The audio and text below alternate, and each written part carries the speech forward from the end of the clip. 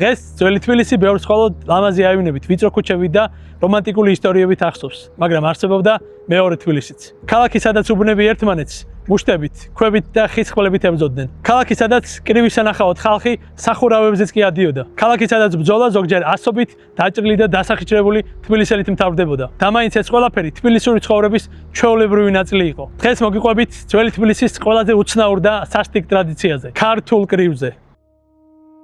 კრივი ძველი თბილისის ერთ-ერთი ყველაზე პოპულარული ჩვეულება იყო. სხვადასხვა ხალხს ჩხუბის თავის წესი ჰქონდა. ზოგი სილას ამჯობინებდა, ზოგი იარაღს, მაგრამ თბილისელს მუშტი უყვარდა. კრივი მხოლოდ ძალის გამოცდა არ ყოფილა. ის იყო სანახაობა, ღირსების საქმე და ხშირად მთელი უბნის ომი. ზოგჯერ კი თითქმის ნამდვილი ბრძოლა. ამ ძველი ტრადიციის შესახებ იოსებ გრიშაშვილის წიგნში ძველი თბილისის ბოჰემა ძალიან ლამაზად და დეტალურად არის მოყოლილი ძველი თბილისური ამბები, მათ შორის თბილისური კრივის ისტორიებიც. წიგნში ასეთი რამ წერია. კრივი ჩვენებური თბილისური ჩვეულება. ხოლო ჩვენ და ინგლისელებს გვიყვარს მუშტი. სხვა ერს მუშტი არ უყვარს. რუსებს სილა უფრო ემარჯვებათ. თბილისელ ხარაჩოვდელსაც უყვარს სილა, მაგრამ განსაკუთრებულ შემთხვევებში, მაგალითად ამ ქრის დღესასწაულზე. ისე კი ხარაჩოველი ჭკუის სასწავლებლად მხოლოდ ბრმა სილას ხმარობს. გრიშაშვილი წერს, რომ კრივის დროს მოკრივეები დოგა-დოგა მიდიოდნენ ერთმანეთზე. ჯერ ერთი მოკრივე შემოკრავდა მუშტს, ხოლო თუ მეტოქე სუსტი აღმოჩნდებოდა და ამ ერთი მუშტით წაბარბაცდებოდა, მაშინ მეორე მხრიდან მეორე მუშტსაც მიარტყამდა მისაშველებლად, რომ მეტოქე სწორად დამდგარიყო. მერე დაიჭერდა ორივე ხელით და კვლავ იწყებოდა ახალი ბრძოლა. თუმცა მაშინ თბილისში მხოლოდ ჩვეულებრივი კრივი არ იმართებოდა. როგორც გრიშაშვილის წიგნიდან ვიგებთ, თბილისში ყოფილან ისეთებიც, რომლებიც ცხოველებს, ყოჩებს, მამლებს და აკლემებს აჩხუბებდნენ ერთმანეთს. ცხადია, ყველაზე პოპულარული ყოჩების ჭიდაობა ყოფილა. დაყოჩებულ ერკემალს სახში ზრდიდნენ და განსაკუთრებული მზრუნველობით ექცეოდნენ. პურს აჭმევდნენ და ჩაჭვით აბამდნენ. ბრძოლის დაწყების წინ კი ცხოველს ქერით დაათრობდნენ, ყელზე ფერად მძივებიან საყელოს უკეთებდნენ, ქოჩორს ენდროთი შეუღებავდნენ, ქებს გადაუხერხავდნენ და დიდი ბრძოლაც იწყებოდა. განსხვავდებოდა ლოკაციაც. თუ მამლების დიზგილაობისთვის უფრო დუქნების წინააღმდეგ ირჩევდნენ, აი ყოჩების ჭიდაობისთვის უფრო გაშლილ ასპარეს იყენებდნენ. ჭიდაობის ადგილამდე პატრონებს ყოჩები დროშკებით მიყავდათ. მათ უკან კი აუარება ცნობის მოყვარე ხალხი მისდევდა. თუ ჭიდაობა გამარჯვებულს ვერ გამოავლინდა, მაშინ ყოჩაობა შემდეგი კვირისთვის გადაიდებოდა ხოლმე. ჭიდაობას ყოჩების პატრონები უფროსობდნენ. ხშირად ყოჩთა ჭიდაობა ძალიან მწვავდებოდა და უკანონოებაც ხდებოდა. მაგალითად, როცა პატრონი თავის ყოჩს ჯაჭვს ეხსნიდა და ამ ჯაჭვს შეუმჩნევლად მოპირდაპირ ყოჩს სახეში მიარტყამდა, რასაც ყოჩის გაფუჭებას ეძახდნენ. ამას ხანდახან ფიზიკური დაპირისპირებაც მოყვებოდა ხოლმე, რადგან ხალხი უკანონობას ვერ ეგუებოდა. თუმცა ყველა შეჯიბრის ფინალი მაინც ერთი იყო. ჭიდაობის შემდეგ ჩასხდებოდნენ მტკვრისპირას და მეგობრული კეიფი იმართებოდა. ამ ვიდეოში სწორედ ასეთ ბრძოლებზე გიამბობთ და ერთად გავარკვევთ, სად და რატომ იმართებოდა სასტიკი ბრძოლები თბილისის ქუჩებში. ვინ იმარჯვებდა, ვინ ითვლებოდა ყველაზე ძლიერ მოკრივედ. მანამდე კი მინდა შეგახსენოთ ჩვენი არხისთვის ძალიან მნიშვნელოვანი რამ. გამოიწერე არხი და მოიწონე ეს ვიდეო.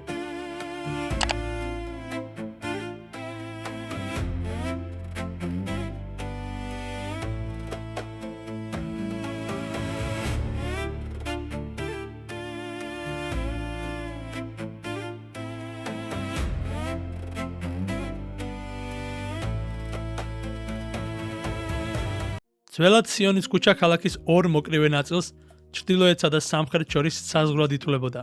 მოკრივეთა მიჯნას წარმოადგენდა აგრეთვე შუა ბაზარი ქურქჩების სახელოსნოებამდე. შუა ბაზარი ახლანდელი კოტე აფხაზის ქუჩაზე მდებარეობდა და ეს სახელი შერქვა იმიტომ, რომ იგი ქალაქის ორ უბანს, ზემო უბანსა და ქვემო უბანს შუა მდებარეობდა. იქ კრივიც იმართებოდა და იქ იღებდა სათავეს ქალაქის მოსახლეობის სოციალური პროტესტიც. 1865 წელს სწორედ იქ დაიწყო თბილისელ ამ ქართა პროტესტი. თუმცა ხანდახან შუა ბაზრის ნაცვლად მოკრივეებს მოტკვა არ იყოფდა.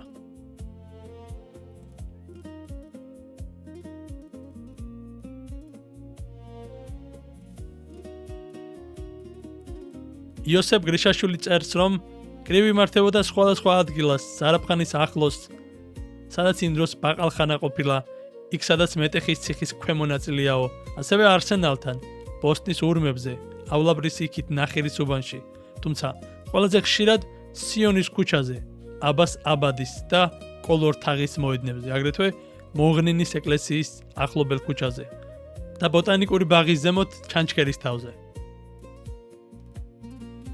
კრივისთვის არც განცხადება ყოფილა საჭირო და არც შათირების დაგზავნა. კრივი იმართებოდა კვირაობით, ასევე ყველიერის ბოლო დღეებში, აგრეთვე ნათლის დღების მეორე დღეს, რადგან იმ დროს ყველა დუქანი დაკეტილი იყო. ყველაზე დიდი კრივი, ეგრეთ წოდებული ავლაბრის კრივი, იმართებოდა კვირაცხოვლობა დღეს, ამ სახელწოდების ეკლესიის მახლობლად. თბილისის კვირაცხოვლის სახელობის ეკლესია, რომელიც მდებარეობდა ჩუღურეთის ჩრდილო-აღმოსავლეთით, არსენალთან არსებული დიდხევის მარცხენა ნაპირზე, ამჟამად საცხოვრებელ შენობადაა გადაკეთებული. კრივი პატარა ბიჭების შეჯიბრებით იწყებოდა. შემდეგ 18-20 წლის ჭაბუკები შეებრძოლებოდნენ ერთმანეთს. ჭაბუკებს 25-30 წლის ვაჟკაცები მოსდებდნენ, ხოლო როცა ბრძოლა მწვავდებოდა, ორივე ბანაკიდან გაისმოდა ძახილი, ქომაგი და ეშხში შესული დარბაისელი და გამოცდილი ფალავნები უკვე ნამდვილ კრივს იწყებდნენ.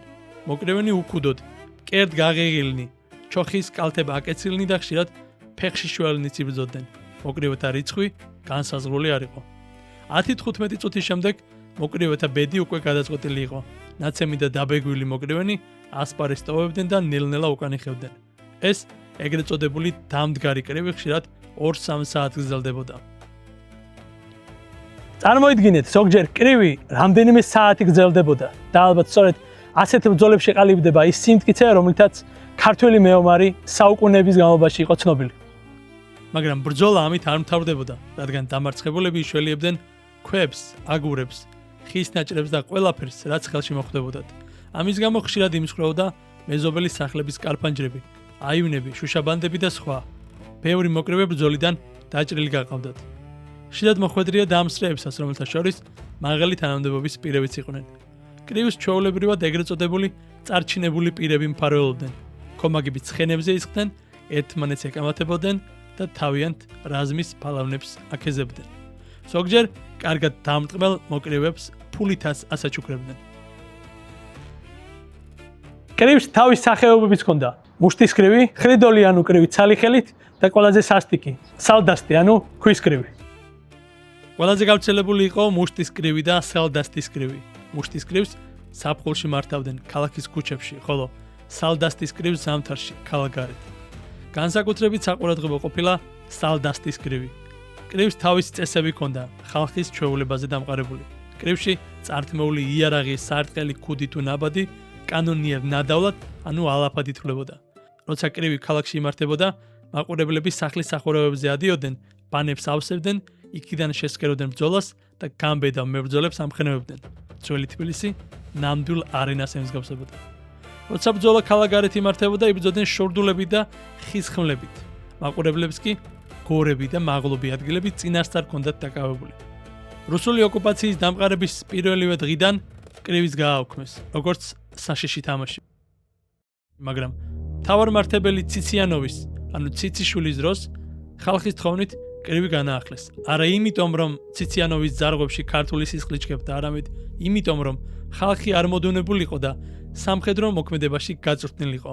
რუსებს ქართველების ძალა სჭირდებოდათ და როგორც ჩანს მიხვდნენ, რომ კრივი მხოლოდ გართობა არ იყო. ეს ხალხის სამხედრო წვრთნის ნაწილი გახდა.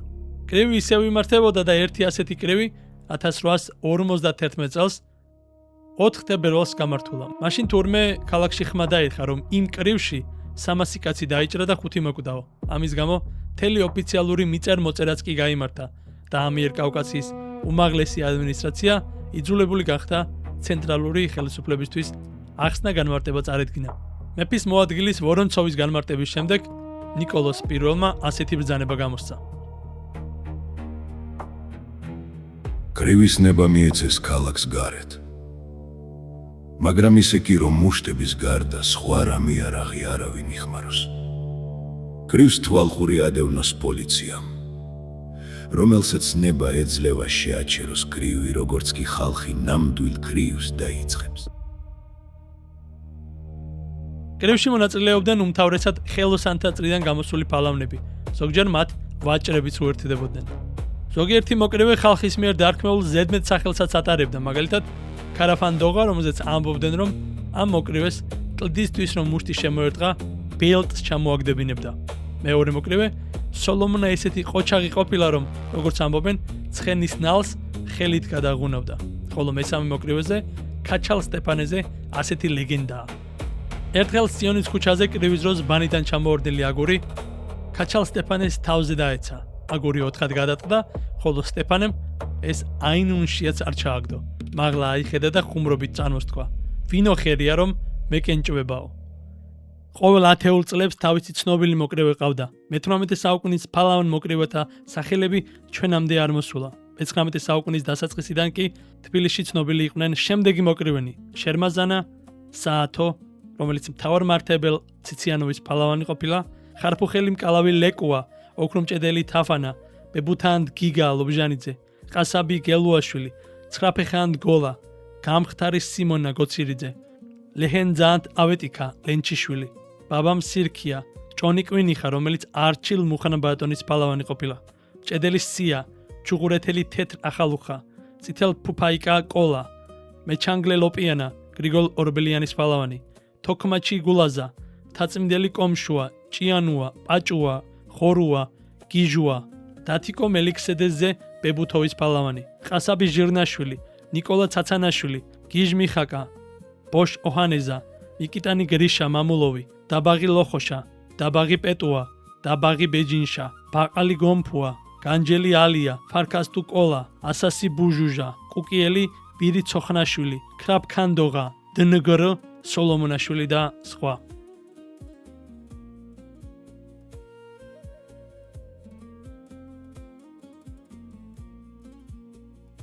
ცოტამ თუ იცის, რომ ვაჟა-ფშაველა მხოლოდ დიდი მწერალი კი არა, შესანიშნავი მოკრივეც ყოფილა. თურმე როცა ვაჟა თბილისში ჩამოვიდა, ის მაშინვე შეუერთდა ქალაქელ მოკრივეებს და თავიდანვე დაანახა ყველას, როგორი კრივი შეეძლო. როგორც მაშინ ამბობდნენ, თურმე თბილისში პირველივე კრივობის დროს მოწინააღმდეგეს კლდის უბნელ ბიჭს ისეთი გასწყო, ყბა გაუტეხა. ამან ვაჟას თავიდანვე დიდი ავტორიტეტი შეზინა მოკრივეთა შორის. თუმცა ლუკა რაზიკაშვილი ანუ ვაჟა-ფშაველა მთიელი კაცი იყო და თბილისური ბრძოლები დიდად არ აინტერესებდა. ის კრივის დროს ყოველთვის სუსტების მხარეს იჭერდა. თურმე იმ პერიოდში ზემოუბანი ქვემოუბანს სულ ჯობნიდა კრივში და ვაჟაც რა კი ხედავდა, რომ ქვემოუბნელებს უჭირდათ კრივში, მათ მხარეს უფრო ხშირად იბრძოდა ხოლმე. ზემოუბნელებს შეადგენდნენ შუა ბაზრიდან დაწყობილი სოლოლაკელები, თაწმინდელები, გარეთ უბნელები და ვერელები წყალგამოღმა. ქვემოუბნელებს კი ავლაბარი, კუკია და ჩუღურეთი წყალგაღმა. კრივს განსაკუთრებით ახალგაზრდობა მისდევდა და ეს გასაკვირი არ არის, რადგან როგორც ჩანს, მწერლები იმას უკავშირებენ, რომ თითქოს ქართველ ქალს 1-10-ად უფრო ტურფად ეჩვენებოდა ის ვაჟი, რომელიც კრივში გაიმარჯვებდა და სახელს გაითქვამდა. და როგორც მაშინ ამბობდნენ, გამარჯვებული მოკრივე ქალაქში დიდ სახელს იხვეჭდა და განსაკუთრებულ პატივსაც იმსახურებდა. ქართველი კაცი პატარაობიდანვე იწვრთნებოდა სამხედრო ხერხებში, ავარჯიშებდა თავის აღგონებას და გამჭრტელობას, რომელიც მას ბუნებით დაყოლია. ვარჯიშობდა სიმარდეში, სისტრაფეში, ერთი სიტყვით კრივში ქართველი იზენდა ყველა იმ თვისებას, რომელიც ძვირფასნი არიან სამხედრო საქმისთვისო. ასე ფიქრობდნენ ამ ტრადიციაზე საქართველოში. იმ დროს ფიქრობდნენ, რომ ასეთი კრივი იყო ზნეობით სწავლა ვაჟკაცობის წვრთნისა და ვარჯიშობისა. გრიგოლ ორბელიანის თქმის არ იყოს, აბა ერთი კრივში ვნახე ვინა ვარ.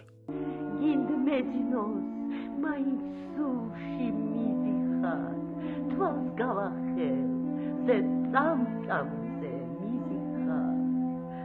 რტუალისა, შენი წელი მგონია, მაგწელზე და ცისარტყელა მგონია, ეგ თვალები ცაში ელვა მგონია, შენი სუნთქვა, ვადის სუნთქვა მგონია, როსმეღისოც თქვა, ძვირფასო ჩემი ხარ, გინდმეჯნოს, მაინც სულში მიზიხარ, თვალს გავახელზე წამწამზე მიზიხარ.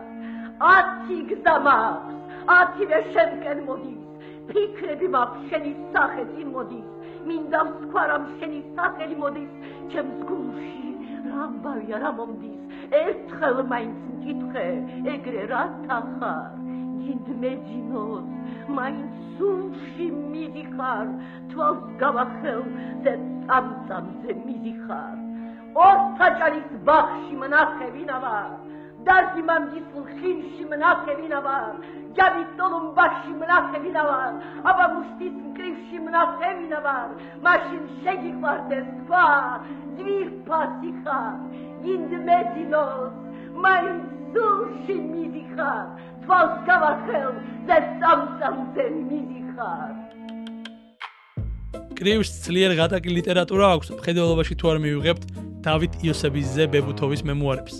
ეს ერთადერთი ბეჭდვითი მასალაა, რომელსაც სხვადასხვა ვარიაციით იმეორებენ დუბროვინი, პოტო, ვეიდენბაუმი და სხვა. აი ამ ბებუთოვს აღწერილი აქვს სალდასტის კრივი, რომელშიც თვითონაც მიუღია მონაწილეობა. ახლა მე სწორედ ამ ისტორიას გიამბობთ. ციტატა.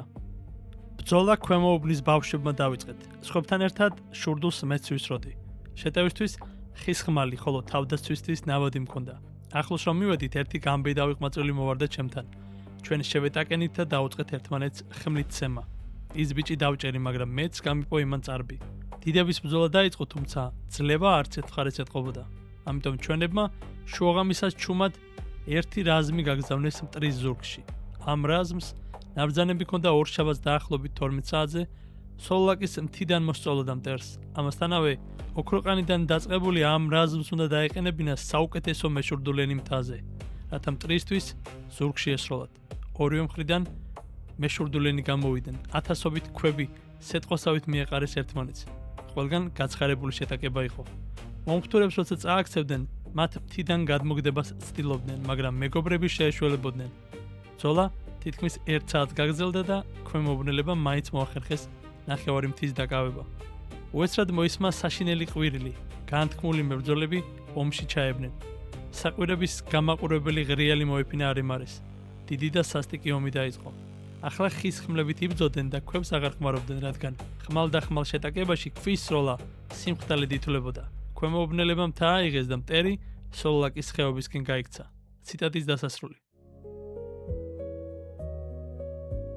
ხოდა ალბათ არ გაგიკვირდება თუ გეტყვი, რომ აქვსენტი ცაგარელის თქმით, ეს მუშტის ქუხილი ფიზიკური დასახიჩრებითაც მთავრდებოდა. მიუხედავად იმისა, რომ შურდულები პატარა ზომის, ხოლო ხმლები ხის იყო, ბრძოლა მაინც საშინელი და დაუზოგავი ხდებოდა. აბა თუ გამოიცნობთ ასეთი დაუნდობელი ცემატყების, ქვების სროლისა და ხმლების ცემის შემდეგ რა ხდებოდა? დიახ, ამ ცხვირ პირის დაამტვრევას სულაც არ მოძდებდა ბოროტი გზნობები და ხშირად ასე ფიზიკურად დასახიჩრებულები შერიგების ნიშნად სალხინო ადგილებში მიდიოდნენ და დროს ერთად ატარებდნენ. როგორც მწერლები აღწერენ, თბილისური კრივი დანიშნულებით არაფრით განსხვავდებოდა ასეთივე ხასიათის ვარჯიშობისგან, რომელიც სხვა ერის ყოფაცხოვრებამ წარმოშაო. ბოქსი, ჭიდაობა და სხვა. ერთფეროვანი ფიზიკური შრომით დაღლილი სხეული, მოდუნებული მოძრაობა, სისხლისა გახალისებას მოითხოვდა და თბილისელმა ხელოსნებმაც თავიანთი ტივის სისხლომკლავების გასათკაცუნებლად კრივს მიმართეს, ისევე როგორც ინგლისელებმა ბოქსსო წერს ავტორი.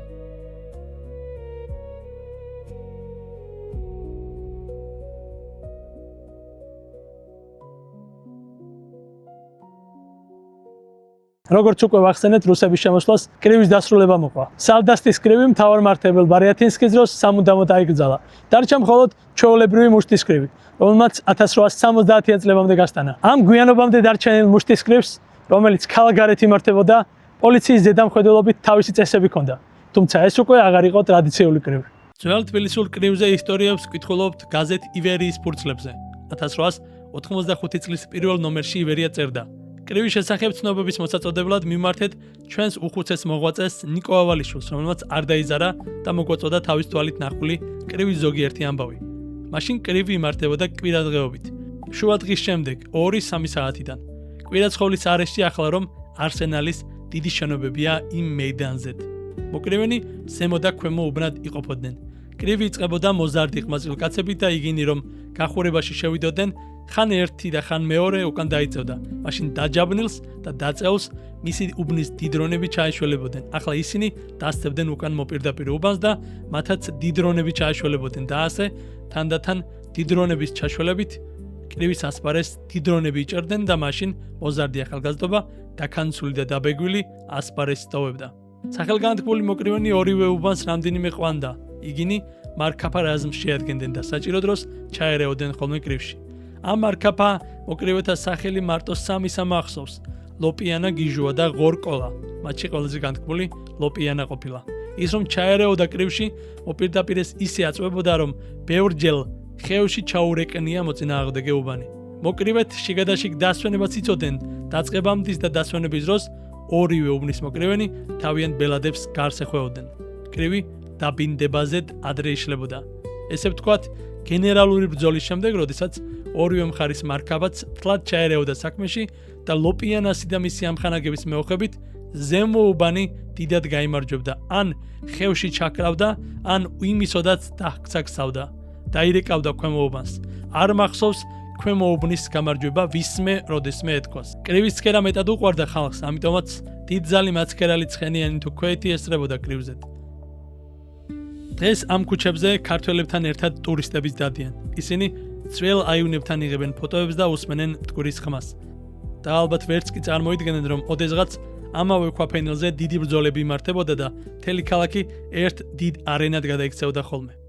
მაგრამ თბილისი ყოველთვის ასეთი იყო: ხმაურიანი, ველური და ამაყი. თუ ასეთი ამბები გაინტერესებს, გამოიწერე არხი, რადგან ძველ თბილისს კიდევ ბევრი დავიწყებული ისტორია აქვს. სიყვარულს დაგიფიცე შენ ჩემო თბილისო სიმღერით გეფერები და გული გამიტვა